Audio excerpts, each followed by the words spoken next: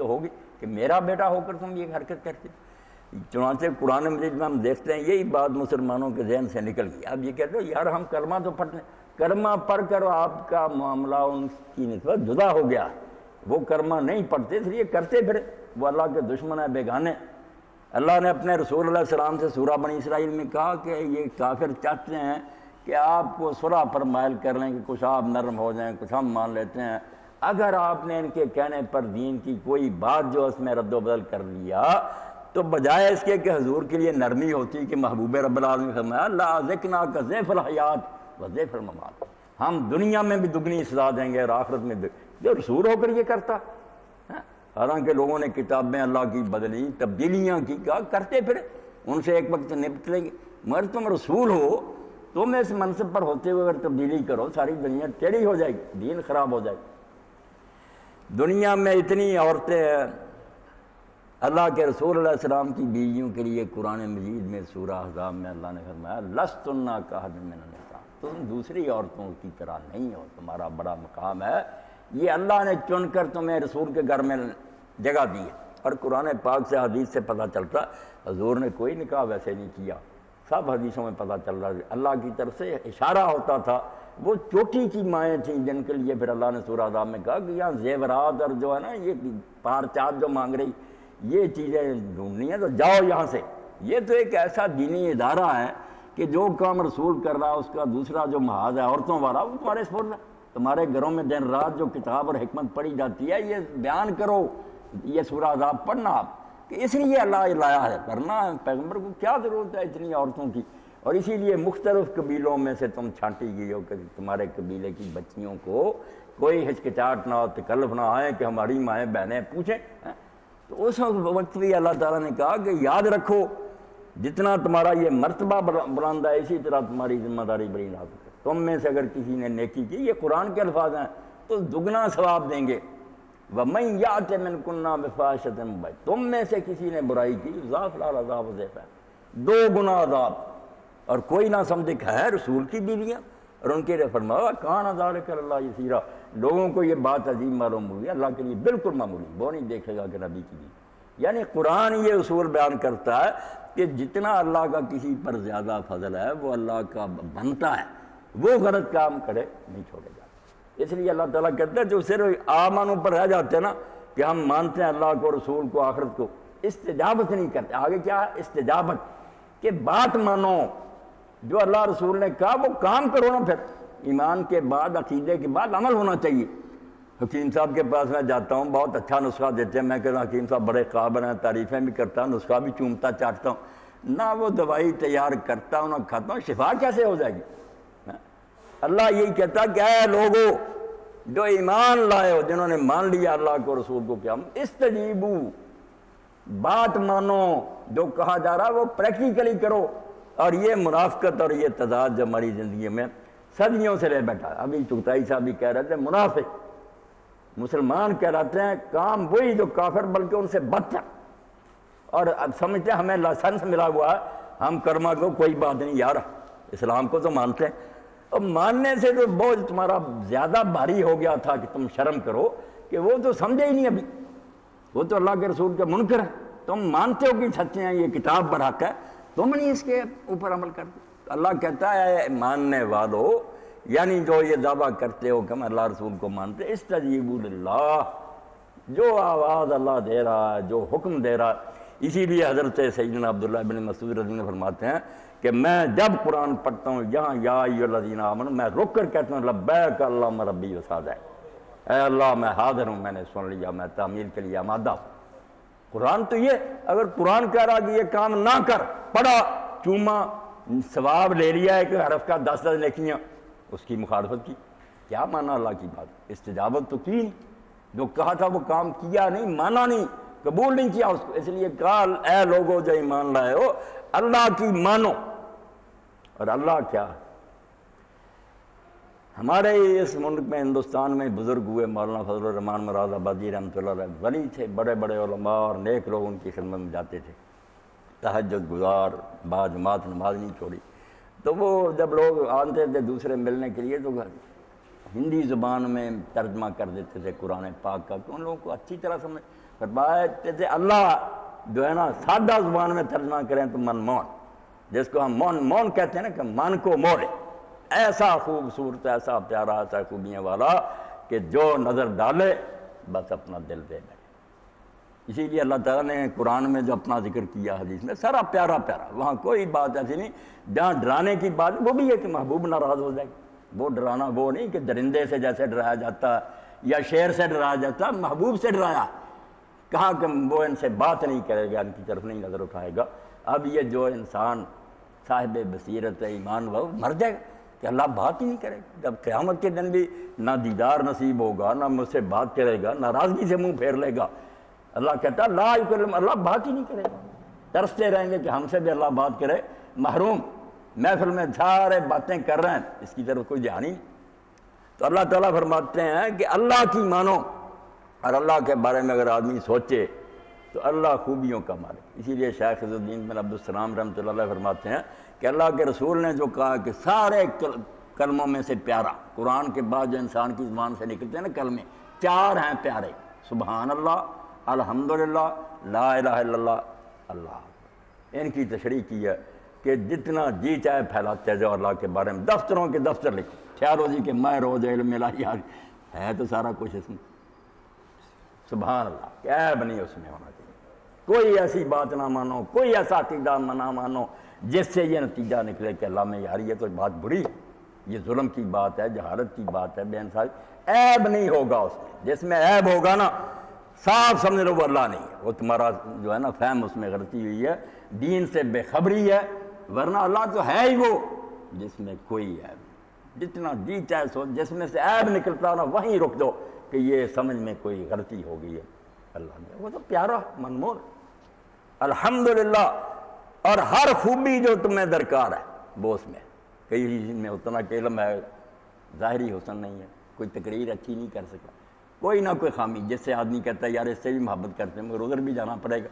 اللہ کہتا کون سی چیز تم چاہتے ہو جو محبوب میں ہونی چاہیے جو مجھ میں نہیں، بتاؤ، جمال ہے، کمال ہے، نوال ہے، الحمدللہ، عیب ایک بھی نہیں جس سے تم نفرت کرو کہ یار اس میں تو خامی نکلائی، خوبی ہر جو بھی تم چاہتے ہو کو پیار کرنے والا ہو، رازق ہو، دعائیں سننے والا ہو، سب ہے۔ پھر کہا کہ اگر وہ کئی ہوتے ایسے ہی پھر بھی محبت بڑھ جاتی ہے کہ اگر وہ بھی ہے ایک عالم ہے بڑا اچھا اسی کے برابر کا یار دوسرا عالم بھی، اور اگر وہ یکتا ہو کہ صرف ایک ہی ہے اور اس سے ایسا کوئی نہیں، تو پھر آدمی نے دوسری طرف کیوں جانا؟ لا الہ الا اللہ، کہ دوسرا نشانوں والا کوئی ہے ہی نہیں، نہ کوئی سبحان ہے نہ الحمدللہ۔ اور پھر اللہ اکبر کہا کہ باقی چیزیں محدود ہیں، حد آ جاتی ہے، آدمی دیکھ لیتا یار ساری عمر سن لیا، اب مولوی صاحب کے پاس اور کچھ نہیں، بس انتہا دیکھ لیا، جس کی انتہا آئے گی آپ کبھی نہیں کہیں گے کہ بس ہوگی کمال کی، لا محدود، جتنا جی چاہے سوچتے جائیں۔ اسی لیے حضرت امام جعفر صادق رحمۃ اللہ نے ایک دن پوچھا کہ لوگوں تم اللہ اکبر کا کیا ترجمہ کرتے؟ کہنے لگے اللہ ہر شے سے بڑا۔ انہوں نے کہا کوئی شے ہے جس سے وہ بڑا ہو؟ شے کیا ہے؟ شے تو اس کا ارادہ ہے، حکم ہے، یہ کسی پڑھنے میں کیا پڑھ سکتے ہیں کہ ادھر اللہ ہے یہ چیزیں، اللہ تو اس کے بنانے سے تو بات نہیں، یہ مقابلہ کریں گے اس کا، یہ نہیں، اللہ اکبر میں نہیں یوں سوا، اللہ اس سے بڑا ہے کہ انسان اس کی حقیقت بیان نہیں کرتے، غیر محدود ہے، اللہ متناہی، انسان کی عقل جو عاجز ہے وہ اس کا احاطہ نہیں کرتا۔ تو یہ 4 چیزیں، اور ایسا پیارا اللہ کہتا ان کی مانتے ہو جن کا کوئی احسان نہیں، عیبوں سے بڑے ہوئے ہیں، فانی ہیں، مر جائیں گے، ان کی باتیں مانتے، میری نہیں مانتے۔ استجیبوا للہ، اللہ کی مانو، منموہن کی، جس سے پیارا اور جس سے بڑھ کر محسن کوئی نہیں۔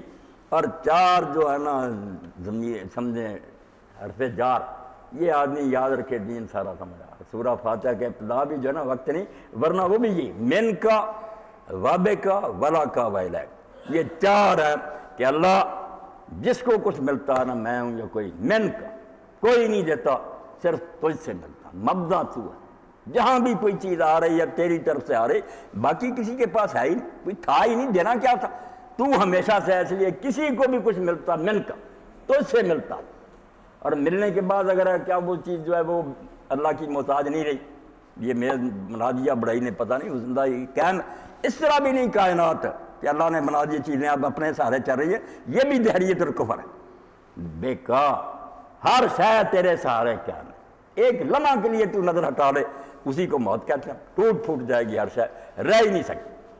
بیکار تیری مشیت اور تیرے حکم سے وہ قائم ہے، اور یہ بھی نہیں کہ بس ہے تو اب تیرا اس پر کنٹرول نہیں، کوئی اس پر تصرف نہیں، بلا کا اب بھی ہر شے تیرے قابو میں ہے بالکل۔ اس کے بعد تو نے اپنے ہاتھ میں پکڑے ہیں پیشانی کے، جس طرح چاہے گا رکھے گا، کوئی چیز اپنی مرضی سے کچھ نہیں کر سکتی، جاندار ہو یا بے جان، ان سب پر تیرا تصرف، حکم تیرا چل رہا وائلیک، اور آخر میں یہ سب کچھ تیری طرف لوٹ جائے گا، کوئی نہیں رہے گا مالک، ہم سے بھی ساری چیزیں چھن جائیں گی، آنکھیں جاتی رہیں گی، دماغ جاتے رہیں گے، ساری زندگی واپس من کا وابے کا ولا کا وائلیک۔ جو ایسا ہو آدمی اس سے آنکھیں چرائے اور اس سے پیار نہ کرے اور اس کی بات نہ مانے، اب اس سے بڑا ظلم ہو سکتا ہے۔ اسی لیے بے دینی کو ظلم عظیم کہا کہ تم ظلم کرنے پر بھی آئے تو اس کے ساتھ ظلم کیا جس کا سارا جہان تھا، اس کا حق مارا اور چھین کر ان کو دے دیا جو اس کے عاجز بندے تھے، مرنے والے رفانی۔ تو اللہ کہتا ہے لوگوں جو ایمان لائے ہو اللہ کی بات مانو، جو کہے نہ کرو، جس سے روکے رک جاؤ۔ اور اب اللہ تعالیٰ نے آپ دیکھ لیں وہ رب العالمین ہے، ہر ضرورت کی چیز پیدا کی ہے۔ اللہ پاک آتاکم من کل ما سألتموہ، جو چیز تم نے مانگی ہے میں نے دے دی۔ ڈاکٹر کفایت اللہ صاحب بھی ایک مرتبہ کہہ رہے تھے کہ یہ مانگی کو دے، یہ وہ مانگنا نہیں جو دعائیں ہم کرتے ہیں، یہ مانگنا کہ ہر شے نے جو اپنی ضرورت کا اپنے زبان حال سے مطابقہ کیا کہ مجھے یہ چاہیے، پتھر کو، ہوا کو، جس شے نے جو مانگا کہ میں مجھ کو اگر بنا رہا اور مجھ سے کام لینا تو مجھ کو پھر وسائل دے نا، وہ چیزیں مجھ میں رکھ، خصوصیات جو میں اپنے کام میں ان سے کام لوں۔ اللہ نے ہر شے کو وہ چیز دے دی، جو چیز جس کام کے لیے پیدا ہوئی ہے نا، سورج، چاند، ستارے، زمین و آسمان، ہر چیز کو وہ چیز دی ہے جو درکار، انسان کو بھی دی۔ تو اللہ پاک فرماتا ہے کہ جب ہر شے کی ضرورت کا میں نے اہتمام کیا، مگر کیا ایسے ہے کہ خود کفیل نہیں کسی چیز کو بنائی، یہ سوچنے کی بات ہے۔ دوائیاں چاہیے تھیں، ڈاکٹر بنائے، مگر ہر آدمی خود نہیں ڈاکٹر کہ وہ آپ ہی اپنا علاج کرے، ضرورت ہے پوری ہوئی مگر ادھر جانا پڑے گا۔ اسی طرح قانون کی ضرورت ہے، قانون دان ہے، مسائل سے سارے لوگ واقف نہیں ہو سکتے، ساری دنیا مجتہد اور عالم نہیں ہو سکتی، علماء ہیں ان سے جا کے مسئلہ پوچھیں، یعنی دکانوں سے جا کر سودے خریدے، سامان سارے ضرورت کے سپلائی ہو رہے ہیں مگر وہ مختلف ایجنسیوں کے ذریعہ۔ اسی طرح جو سب سے بڑی ضرورت تھی کہ اللہ کی بات ماننی ہے، باقی ٹھیک ہے اس سے بڑا کوئی ہمارا آقا نہیں، مالک نہیں، مگر اس کی مرضی کہاں سے معلوم ہے؟ کون بتائے کہ وہ کس شے کو پسند کرتا ہے، کس شے سے ناراض ہوتا ہے؟ اس کے بارے میں صحیح معلومات کہاں سے ہو؟ کہا انتظام اس کا بھی کیا، اگر نہ ہوتا ربوبیت ناقص ہوتی، مارج پیدا نہ ہوتے، دوسری چیزوں بارے نہ تم تو کہتے کہ اللہ نے کیا بنایا یار کہ ہماری یہ ضرورتیں نہیں، فرمایا ہدایت کی ضرورت بھی پوری کی ہے، انا علینا للہدیٰ، جیسے اور ضرورتیں پوری کی ہیں، یہ بھی میری ذمہ داری تھی کہ تمہیں راستہ بتاؤں کہ دنیا میں اس طرح رہو، مگر اس کے لیے بھی ہر شخص خود کفیل نہیں کہ سارے اپنی اپنی جگہ سمجھیں، اس کے لیے بھی ایک خاص گروہ ہے اسپیشلسٹوں کا جو رسول اور نبی ادھر چلے، یہ ضرورت پوری ہوگی۔ باقی جو جہاں تم گھومو گے نا، یونیورسٹیوں میں، کالجوں میں، دانشوروں کے پاس فرض کچھ نہیں، وہ خود اگر اپنی حقیقت جانتے ہوں گے صاف کہہ دیں کہ اللہ کے بندے وہ ہمارے پاس ظن و تخمین ہے، گویڑ ہے، اندازے ہیں، ہمیں سمجھ ایسا، ہماری سمجھ، ہم یہ نہیں کہتے کہ یہ حق ہے، ہم خود اس بارے میں کوئی یقین نہیں رکھتے، ہمارے ساتھی دوسری رائے بھی رکھتے ہیں، مگر ایک گروہ ایسا جو یہ نہیں کہے گا کہ میرے پاس ظن ہے، گمان ہے، حق، وہ کہے گا حق ہے بالکل جو فیکٹ ہے نا، اور وہ آدم علیہ السلام سے لے کر رسول کریم علیہ السلام تک بالکل ایک ہی گواہی دے رہے ہیں، علاقے جدے ہوں گے، زبانیں جدی ہوں گی، ملاقات نہیں ہوئی، ایک دوسرے سے ملے نہیں، مگر بات حق، 2 اور 2 4 ہے، اس میں کوئی فرق نہیں۔ تو فرمایا لوگو ایمان لائو تو اللہ کی بات مانو، اور اللہ کی بات کہاں سے ملے گی؟ ولی رسول، رسول کی بات، اللہ آپ نہیں آئے گا، یہ تو دنیا کے بادشاہ نہیں کرتے جو حقیر ردنا ہے کہ گھر گھر پھرے لوگوں کو نوٹس دیتے پھریں، ان کے ہرکارے ہیں، ان کے ماتحت لوگ ہیں جو تمہیں اطلاع دیتے ہیں، تو اللہ خود چل کر تمہارے پاس آئے بتانے کے لیے، اس نے برگزیدہ ہستیاں چنی ہیں، رسول اور انبیاء علیہ الصلوۃ والسلام، ان کا دامن پکڑو، ہدایت چاہتے ہو تو اس کے لیے ادارہ بنا دیا ہے، اور اگر کوئی شخص دوائی چاہتا مگر وہ کہے میں ہسپتال نہیں جانا، مرے پھر بیمار ہو کر، شکایت اللہ کی نہیں کر سکا تو خود نادان ہے، جو لوگ تھے اس کام کے لیے کیوں نہیں ان کے پاس جاتا؟ تو رسول کو جو نہیں مانتا نالائق، اگر وہ بھٹکتا ہے دنیا میں بھی ذلت کی زندگی اور یہ جہنم بنا دیتا ہے دو سارے جہان کو، اسی لیے کہ وہ اس آدمی کے پاس نہیں گیا جو اللہ کی طرف سے رہبر. تو رسول کی ضرورت دنیا کے لیے اس سے زیادہ ہے جتنی انسانی بدن کے لیے آکسیجن کی. خدا کی قسم آکسیجن کے بغیر شاید آدمی زندہ. جو نبی سے جیسے ابن قیم فرمایا ایک لمحہ کے لیے رسول آنکھوں سے اوجھل ہوا نا فسد قلبوں کا، اسی وقت تیرا دل تباہ ہو جائے گا اور تو بدماش بن جائے گا. کوئی طاقت نہیں دو، تو بوش ہوتے ہوئے حرام زادہ ہوگا، ڈاکو ہوگا دنیا کا بڑا، سارا علم و فضل جو برباد. تو رسول جو ہے وہ انسان کے لیے حیات سے بھی زیادہ ہے. اسی لیے اللہ فرماتا ہے اذا دعاکم، جب رسول بلائے. اب کس چیز کے لیے بلاتا؟ آئیے دین کی وضاحت کرتی. اب کوئی آدمی جو سمجھدار ہے، حالات سے واقف ہے، بے خبر نہیں کہ دنیا دوزخ بنی ہے، کہیں چین نہیں، کہیں روشنی نہیں آ رہی، جدھر نظر دوڑاتے ہیں یہی ہے کہ پتہ نہیں کس وقت ہوا پھٹ جائے، ایک بم چل گیا دنیا تباہ ہو جائے گی، تباہی کے کنارے کھڑی. اللہ کہتا ہے رسول کیا کرتا ہے؟ اذا دعاکم لما یحییکم، رسول تمہیں بلاتا ہے اس چیز کی طرف جو تمہیں زندگی بخشتی ہے.